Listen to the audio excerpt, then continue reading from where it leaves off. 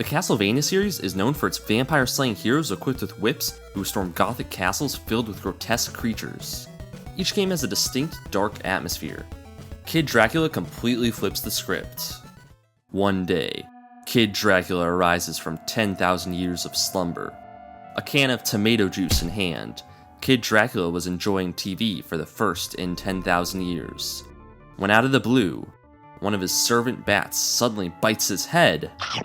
What the fang is going on? After Kid Dracula smashed his dad's TV in anger, he put on his dad's cloak and left his castle to go on a journey to defeat the so-called Demon King. And then he fell into a coffin. And that's where the game starts. Based on the fact that Kid Dracula is wearing his dad's cloak, I'm assuming that the main protagonist of this game is supposed to be Alucard as a child, but the name Kid Dracula implies that the character is a younger version of Dracula. Honestly though, I'm not sure it really matters. Something tells me Konami wasn't focused on creating an insightful, meaningful story when they were making this game. Even if you miss the context of what's happening, you'll know that Kid Dracula is supposed to be different from the mainline Castlevania games by playing the first level. A peppy remix of the song Beginning from Castlevania 3 plays in the background, as Kid Dracula takes a jaunty stroll around his own castle. The zombies have gone from looking like this to this, and occasionally this. Don't worry, this only happens when the Famicom is pushed to its limits and has 2 whole enemies on a screen at once. Fun fact, the hopping enemies in this game and the hopping enemies in Super Mario Land are actually based on the same mythical Chinese creature. In addition to bringing back old enemies, Konami gave us the return of these falling spikes. The similarities between Kid Dracula and the other Castlevania games end there. In Kid Dracula, the protagonist travels across the globe, defeating bosses and earning weapons afterward, Mega Man style. Now, the thing about the bosses is that some of them are weird. The first level ends in a battle with what I really hope are supposed to be kids dressed in ghost costumes. Not that I would want to kill a kid, the level that takes place in New York City uses the Statue of Liberty as the main villain. Instead of a battle to the death, Lady Liberty puts you on a game show. Oh hey, it's that kid I killed a little while ago. He doesn't look too happy about it. He's gonna look even less happy when I absolutely destroy him in this game of wits. For the first question, which country am I living in?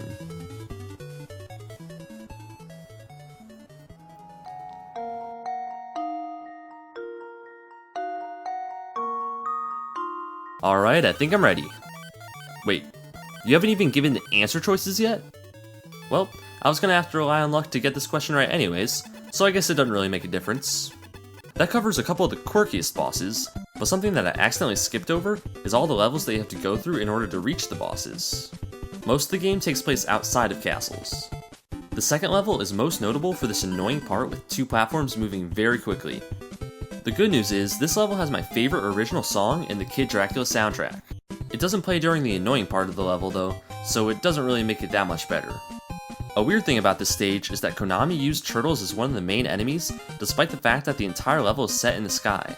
The third level takes place underwater, so maybe the turtle was originally going to be used for something in there, but then the enemy got scrapped, so the developers stuck a rocket in the butt and decided, this guy's going to go in the sky, and nobody's going to really complain about it because look at all this other nonsensical crap that's going on. Speaking of the underwater stage and strange enemies, there are humans that Kid Dracula actually murders. What if I told you that this guy had a name? What if I told you that he had friends? What if I told you that this person had a family? Maybe not a wife and kids, but he had siblings and parents. And then he was disowned because he wore Speedos. But now, he's dead. If you ignore the homicide of innocent human beings, then this stage feels like it would be right at home in a Mega Man game. Kid Dracula uses the same water physics and includes a multitude of spikes to annoy the player. The reward for beating these levels, as mentioned before, is an upgrade. I found myself using the homing missiles most often, but the bat and upside down abilities are pretty cool too. The stage that caused me to struggle the most was the one where Kid Dracula ascends a tower. The worst part about it is that it's an auto-scroller. It took me at least half an hour to reach the end. I was grateful to see that Garamoth was at the top of the tower, and not too difficult to kill. Once I did, I thought, alright, awesome, beat the game.